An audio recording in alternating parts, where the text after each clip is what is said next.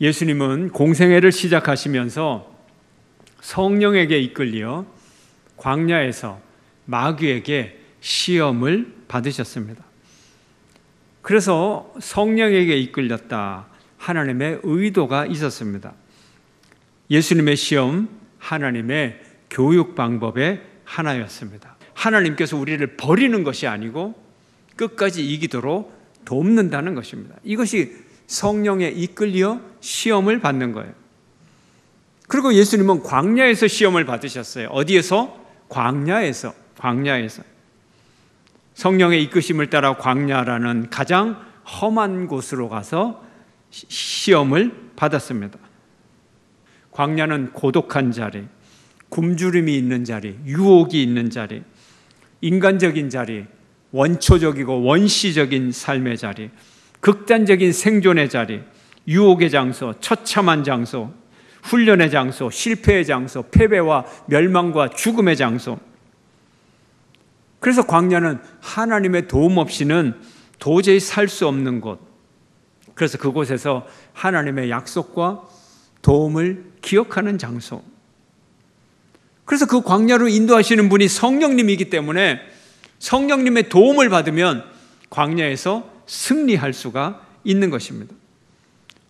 이스라엘 백성들은 광야에서 실패했지만 이제 예수님은 그곳을 승리의 장소로 변화시킬 것입니다. 마귀의 첫 번째 시험이 무엇입니까? 내가 만일 하나님의 아들이거든 이 돌들로 떡을 만들라. 한번 볼까요? 4장 3절 함께 읽습니다. 시작. 마귀가 이르되 내가 만일 하나님의 아들이거든 이 돌들에게 명하여 떡이 되게 하라. 조건부를 걸었어요. 자존심을 걸었어요. 자격을 걸었어요. 네가 만일 하나님의 아들이거든 이 돌들로 떡덩이가 되게 하라. 참 인간이라 그랬잖아요. 진짜 인간이기 때문에 예수님이 진짜 배고프셨어요. 진짜 굶주렸어요. 진짜 고통을 받으셨어요. 그런 40일 금식 기도를 하고 그때 사탄은 이런 모습으로 다가왔습니다.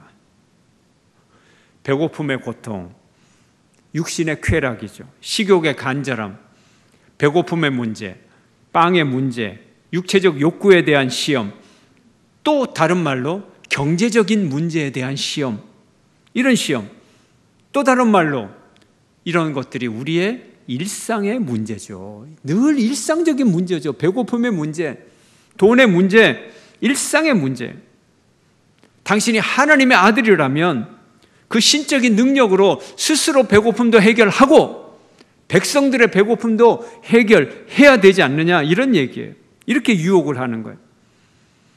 예수님이 돌로 떡을 만들 능력이 없다면 이건 시험이 아니에요. 유혹이 될 수가 없어요. 무능한데요, 뭐.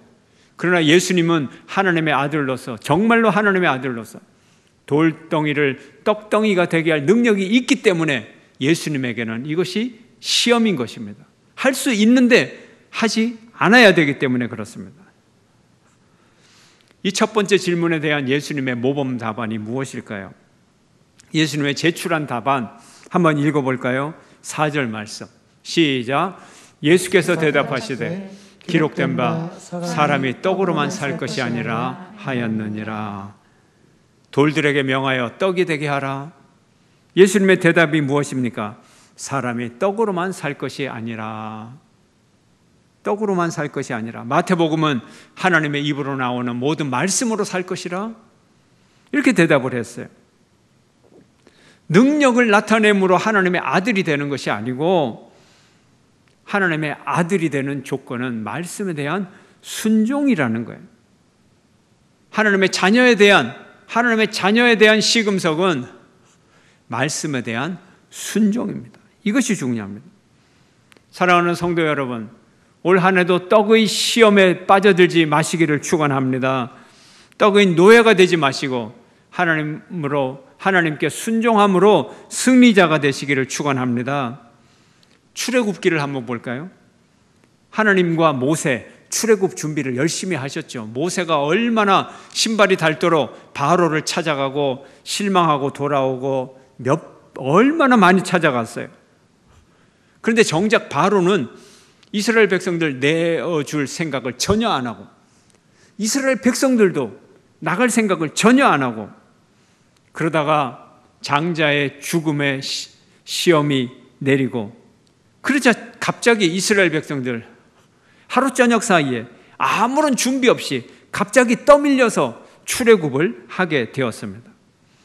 이들이 출애굽을 하고 45일이 지나자 가지고 온 식량이 다 떨어졌어요. 식량이 부풀면 이스트, 효모가 들어가면 자꾸 부풀잖아요. 그래서 이 무교병, 효모가 없는 밀가루와 떡을 갖고 와라. 그래서 그냥 농축하고 그래서 갖고 왔는데도 45일 지나니까 이 떡이 다 떨어지는 거예요. 백성들이 모세와 아론을 원망합니다. 어떻게 원망해요? 출애굽기 16장 3절, 이스라엘 자손이 그들에게 이르되 우리가 애굽 땅에서 고기 가마 곁에 있던 때와 떡을 배불리 먹던 때에 언제 이랬어요? 과장하는 거지. 어쨌든 여호와의 손에 죽었더라면 좋았을 것을 너희가 이 광야로 우리를 인도해내어 이 온 회중이 줄여 죽게 하는도다. 먹을 것이 다 떨어졌어요. 정말 배고픈 백성들, 곧 죽을 지경이에요. 큰일 났어요. 그들의 눈에 보이는 굴러다니는 이 둥근 돌멩이들이 빵이었으면 얼마나 좋겠어요. 얼마나 좋겠어요. 정말 돌들로 빵을 만들어 준다면 너무나 좋겠어요. 이때 하나님이 말씀하시죠. 내가 이스라엘 자손의 원망함을 들었노라. 그들에게 말하여 이르기를 너희가 해질 때에는 고기를 먹고 아침에는 떡으로 배부르리니 내가 여호와 너희의 하나님인 줄 알리라 하라 하시니라. 저녁에는 고기를 먹고 아침에는 떡을 준다. 아까 고기가마 곁에서 배불리 먹던 때, 그때보다 내가 더 배 터지도록 먹여주겠다. 하나님의 약속의 말씀이었습니다. 정말로 배 터지게 하나님이 먹여줬어요. 매일 만나를 내려주셨는데 각 사람이 먹을 만큼만 한 호멜씩 거두어라. 그런데 한 호멜씩, 하나님이 인색하다 이렇게 느낄지 몰라도 한 호멜이 얼마냐? 2리터예요. 2리터. 여러분 하루에 밀가루 2리터 가지고 빵 해 먹으면 하루 먹을 수 있을 것 같아요? 배 터집니다. 배 터져. 하나님이 매일같이 만나와 메추라기를 모든 사람에게 넉넉하게 주었어요. 그것으로 장사를 하지 못해요. 배고픈 사람이 없어요. 만나를 아무리 거둬도 팔 데가 없어요. 근데 왜 나갔어요 도대체? 불신앙 때문이죠. 하나님이 매일매일 주시는 데 대한 호기심, 의심, 욕심, 이것이 인간에게는 한도 끝도 없는 거예요. 이스라엘 백성들에게 하나님은 40년 동안 광야를 먹였어요. 빵은 육신의 양식이므로 영혼이 살려면 말씀이 또 필요하다 이런 의미가 아니에요. 육신의 양식은 만나, 육신의 양식, 영의 양식은 하나님의 말씀, 하나님, 이렇게 영의 양식과 육의 양식을 1대1로 대비하는 그런 의미가 아니에요. 그런 의미가. 하나님의 약속을 믿으면 그 말씀으로 육의 양식이 해결이 되고, 그 말씀으로 영의 양식이 해결되고, 그 말씀으로 삶이 해결된다 이런 의미예요. 이런 의미. 또 육신의 양식으로는 잠시 동안 육신의 양식을 해결할 수 있을지 몰라도 결국은 육신의 양식조차도 해결하지 못한다 이런 의미예요. 빵을 약속하시는 언약의 말씀 믿고 은혜의 말씀을 믿고 육체와 영혼, 여러분의 모든 전 인간이 풍성하게 살아가는 여러분 되시기를 주의 이름으로 축원합니다. 마귀의 두 번째 시험은 자신을 경배하면 천하 만국의 모든 권세와 영광을 예수님에게 주겠다는 약속입니다. 한번 볼까요? 7절 말씀 함께 시작. 그러므로 내가 만일 내게 절하면 다 내 것이 되리라. 높은 언덕에 천하 만국의 권세를 다 보여주고 내게 절하면 다 내 것이 되리라. 첫째 시험은 생계의 문제, 육신의 쾌락의 문제, 배고픔의 문제, 일상의 문제, 경제의 문제라면 두 번째 시험은 정치적 권력의 문제, 권력 욕에 대한 문제입니다. 시험입니다. 세상은 마귀의 손 아래에 있는 것처럼 보여요. 실제로 세상을 보면 악한 자들이 더욱 복을 받고 더 큰 권세를 갖는 것처럼 보입니다. 그리고 실제로 악한 자들은 자기의 권세를 데몬스트레이션하고 과시하고 자랑하고 내 밑에 와야 너희들이 떡고물이라도 조금 얻을 수 있다, 겁을 주고 협박하고 그래요. 그 알량한 권력 가지고도 얼마나 큰 소리 치고 살아가는지 몰라요. 잔혹한 통치를 통해서 굴복시키는 거죠. 아수르 제국, 바벨론, 페르시아, 그리스, 로마, 오스만, 명나라, 청나라, 스페인, 포르투갈, 네덜란드, 대영 제국, 일본 제국, 미국 제국에 이르기까지 자신들의 힘을 신격화하고 절대화했죠. 그 세력에 절하라는 거예요. 마귀는 자신에게 절하면 하나님의 아들에게 어울리는 천하 만국의 모든 권세를 다 주겠다 그랬어요. 하나님의 아들이니까 그쯤은 돼야죠. 근데 어떻게? 마귀에게 절함으로. 8절 말씀, 예수님의 두 번째 답안이에요. 함께 시작. 예수께서 대답하여 이르시되 기록된 바 주 너의 하나님께 경배하고 다만 그를 섬기라 하였느니라. 아멘. 하나님의 절대 주권을 믿는 신앙, 이것은 양보할 수가 없습니다. 모든 권력은 하나님으로부터 나왔지 마귀로부터 나온 것이 아닙니다. 마귀의 시험은 궁극적으로 하나님을 섬길 것이냐 아니면 세상의 것 마귀를 섬길 것이냐 하는 궁극적인 유혹의 질문이었던 것입니다. 로마의 황제 가이사가 이 유혹에 넘어가서 마귀에게 절을 했고 그로부터 얻은 권력으로 천하 만국을 무자비하게 힘과 폭력으로 다스렸죠. 그러나 진정한 권력은 하나님으로부터만 나오는 것입니다. 신명기 6장 13절 함께 읽습니다. 시작. 내 하나님 여호와를 경외하며 그를 섬기며 그의 이름으로 맹세할 것이니라. 아멘. 마귀는 자기에게 경배하면 천하 만국의 왕이 된다고 했지만 진정한 왕의 모습은, 진정한 예수님이 걸어가셔야 할 길은 십자가를 지고 골고다 언덕길을 올라가는 것이었습니다.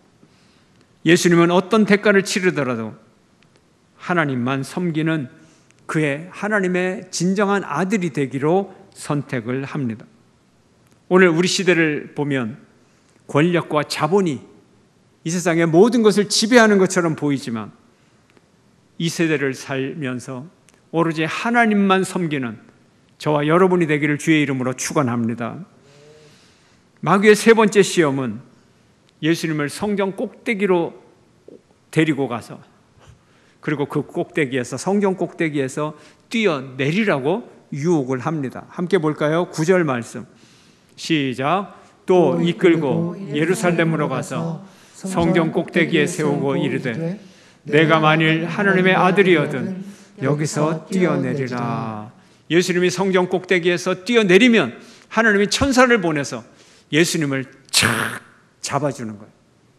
예수님이 하나도 안 다치고 사뿐히 땅 위에 탁 내려앉으면 사람들이 그 모습을 보고 얼마나 감탄하겠느냐. 와, 이 사람이야말로 진짜 하나님의 아들이구나. 그런 명예와 권세를 네가 얻지 않겠느냐. 이렇게 예수님을 유혹을 합니다. 세 번째 시험은 명예욕, 인정의 욕구, 종교성, 기적에 대한 시험, 하나님의 약속에 대한 시험인 것입니다. 하나님의 약속을 믿는 것이 아니라 정말인지 거짓말인지 한번 시험해 보는 거예요. 테스트해 보자는 거예요. 그리고 정말 그런지 내기를 한번 해보자는 것입니다. 불신앙입니다. 종교입니다. 종교는 내가 주인이 되어서 신들의 효용성을 다 테스트해보고 그 유용성과 기능을 다 시험하는 거예요. 그리스 로마 신화를 보면 신들이 다 직능이 있어요. 기능이 있어요. 직능적 신이에요. 그 인간이 주인이 되어서 그 종교를 부려먹는 거죠. 신들을 사실은. 그러나 참 신앙은 내가 주인이 아니라 하나님이 주인됨을 인정하고 주님 앞에 복종하는 것, 이것이 참 신앙임을 믿으시기를 축원합니다. 그래서 예수님은 주 너의 하나님을 시험하지 말라. 시험하지 말라. 예수님의 세 번째 답안입니다. 12절 말씀 함께 읽겠습니다. 시작. 예수께서 대답하여 이르시되 주 너의 하나님을 시험하지 말라 하였느니라. 주 너의 하나님을 시험하지 말라. 하나님은 시험의 대상이 아니라 순종의 대상, 신뢰의 대상입니다. 예수님은 굳이 확인받지 않아도 자신이 하나님의 아들임을 알고 있었어요. 하나님의 아들임을 알고 있었어요. 하나님의 아들인데 뭐가 부족해서 내가 하나님의 아들이다, 내가 하나님의 아들이다, 기적도 일으키고 믿지, 봤지. 예수님이 이루고 다닐 이유가 하나도 없습니다. 이제 예수님은 십자가와 부활을 통하여 당신이 메시아임을 당당하게 드러내게 될 것입니다. 하나님을 신뢰하는 여러분 되시기를 축원합니다. 이 예수님의 시험 세 가지, 우리 사람들도 평생을 살아가면서 이 시험들을 벗어날 수가 없습니다. 예수님도 이 시험을 십자가에 달려 돌아가시기까지 이 시험을 당했어요. 십자가에 달린 예수님에게 네가 하나님의 아들이거든 그 자리에서 내려오라. 끝까지 사탄은 예수님을 유혹했습니다. 마지막 순간까지 시험을 당하신 예수님, 그리고 이기신 예수님은 오늘 우리가 당하는 시험을 능히 도와주실 수 있습니다.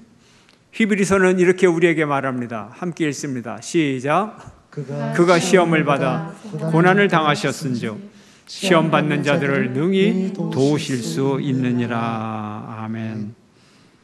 예수님이 하나님의 아들로 시험에 합격해야 되는 그 예수님, 그 한 분만의 문제가 아니라 이 문제는 모든 인간의 문제, 모든 인류의 문제였고 예수님이 바로 영원한 이 문제를 해결하는 해답을 우리에게 알려주시고 해결해 나가는 길을 우리에게 보여주셨습니다. 첫 번째 시험을 통해서는 오직 주의 말씀으로 이기라 우리에게 교훈을 해 주셨습니다. 오직 말씀의 능력으로 시험을 이겼어요. 우리 성도들에게 끊임없는 유혹의 문제가 뭐예요? 시험이 뭐예요? 도전이 뭐예요? 육체의 욕구예요. 배고픔의 욕구예요. 육체의 욕구. 우리가 사는 것, 빵만 있다고 살 수 있는 것이 아닙니다. 우리의 육신도, 우리의 영혼도 하나님의 말씀이 있어야 됩니다. 우리의 삶을 위한 하나님의 말씀이 있어야 우리가 살아갈 수 있어요. 하나님의 말씀이 있으면 우리의 육신의 삶도, 우리의 영혼의 생명도, 우리의 삶의 거룩함도 다 지켜질 수가 있습니다. 우리의 생명, 육신의 생명, 영혼의 생명, 사회적 삶, 사회적 생명, 이게 다 따로 있는 게 아니에요. 따로 있는 게 아니에요. 총체적인 우리 인간의 존재가 하나님의 말씀으로부터 산다는 것을 믿으시기를 축원합니다. 사람이 빵만으로 살 수 없어요. 큰 집에서 산다고 살 수 없어요. 과대 영양으로 살 수 없어요. 배가 부른다고 살 수 없어요. 돈만 잘 번다고 참 삶이 아닌 것입니다. 경제적으로 풍요롭다고 공동체가 풍요로워지는 게 아닙니다. 우리의 육신과 영혼과 모든 삶에서 하나님의 말씀이 이루어질 때 우리가 참 생명을 가지고 살아갈 수 있습니다. 올 한 해의 삶을 하나님의 말씀으로 인도받는 여러분 되시기를 축원합니다. 두 번째 교훈이 뭔가요? 두 번째 시험을 통해서 하나님을 경배하라고, 우리가 일상에 다가오는 모든 유혹과 시험을 이기는 두 번째 큰 비결은 하나님만 경배하라는 거예요. 세상에서는 모든 것이 수단이에요. 모든 것이 도구예요. 말하는 것도 다 도구고 그들이 가지고 있는 가치관도 다 도구고 다 도구예요. 수단적 의미를 가져요. 절대적인 걸 수단화합니다. 그러나 우리의 섬김은 수단화할 수 없어요. 우리는 무조건 하나님을 경배합니다. 하나님을 절대적으로 높입니다. 하나님 때문에 부자 되기 때문에 하나님을 찬양하는 것이 아니고, 하나님 때문에 권세를 잡기 때문에 하나님을 찬양하는 것이 아니고, 하나님이 수단이 될 수 없어요. 하나님은 무조건 우리의 경배의 대상이요, 예배의 대상이요, 우리는 온 삶을 통하여, 살아있는 예배를 통하여 하나님을 경배해야 되는 것입니다. 세상을 살다 보면요, 회사의 주인은 사장이니까 사장에게 순종해야 되고, 법인의 주인은 법인장이니까 법인장에게 순종하고, 기관의 주인은 기관장이니까 순종하고, 자본주의의 주인은 돈이니까 돈에 순종하고, 그들의 말을 따르고, 그리고 그들에게 순종하는 순종의 대가로 약간의 돈과 약간의 명예와 약간의 권력을 가지고 거기에 만족해서 살아가요. 그러나 우리 성도의 삶은 절대 그러지 말라는 거죠. 하나님은 여전히 살아계세요. 하나님은 세상의 주인이에요. 하나님이 돈의 주인이고, 권세의 주인이고, 빵의 주인이고, 회사의 주인이고, 국가의 주인이고, 하나님이 주인입니다. 하나님만 경배하는 저와 여러분 되시길 축원합니다. 세 번째 시험을 통하여 하나님은 우리에게 하나님을 신뢰하라고 말합니다. 이것이 현실의 시험을 이기는 가장 중요한 세 번째 방법이라고 말합니다. 우리가 하나님의 아들됨이 무엇인가요? 하나님의 아들됨이 무엇인가요? 우리의 크리스찬됨이 무엇인가요? 기적을 통해서, 경제적 해결을 통해서 인기에 있는 것 아니죠. 하나님이 나를 사랑하시는가? 하나님이 나를 구원하실 수 있나? 이런 의심, 두마음, 두려움, 불안, 이 모든 것은 하나님을 믿지 못하는 데서 오는 것입니다. 그래서 하나님을 시험하게 되는 거죠. 내가 세상에서 크리스천으로 살아가면 뭔가 크리스천으로서 기적이라도 베풀어야 되는 것 아닌가? 그리고 세상 사람들이 또 그걸 요구해요. 너 크리스천이라면서 왜 그렇게 보통으로 살아가느냐고. 나를 다 내어주어도 하나님이 지켜주시는 것을 기적으로 증명해야 되는 것 아닌가. 그럴 때가 있어요. 그러나 우리가 정말 하나님의 사람이라면 세상 사람들의 인정에 굶주릴 필요가 없어요. 사람의 인정 때문에 하나님을 시험할 필요가 없어요. 하루하루 하나님의 의 안에서 살아가면 그것으로 되는 거예요. 그것이 하나님이 원하시는 우리의 믿음의 일상이에요. 이게 우리가 하나님의 자녀됨의 힘이에요. 우리가 혹독한 인생의 광야를 걷고 있다면 지금이야말로 우리의 믿음과 순종을 배울 때입니다. 사람의 기본 욕구는 변함이 없어요. 5만 년 전이나 예수님 시대나 지금이나 육신의 욕구, 권력의 욕구, 인정의 욕구, 영원히 반복되고 영원히 계속되는 시험입니다. 올 한 해도 끊임없이 이 시험이 우리를 닥칠 거예요. 하루에도 수없이 이 시험이 우리를 닥칠 거고, 끊임없이 사탄은 이걸 가지고 우리를 유혹하고 시험할 것입니다.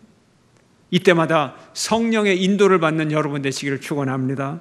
순종의 말씀의 능력으로 이 시험을 이기는 여러분 되시기를 축원합니다. 말씀의 능력으로 시험을 이기는 한 해가 되기를, 승리의 한 해가 되기를 주의 이름으로 축원합니다. 주님 앞에 섭니다. 모든 염려 주께 맡기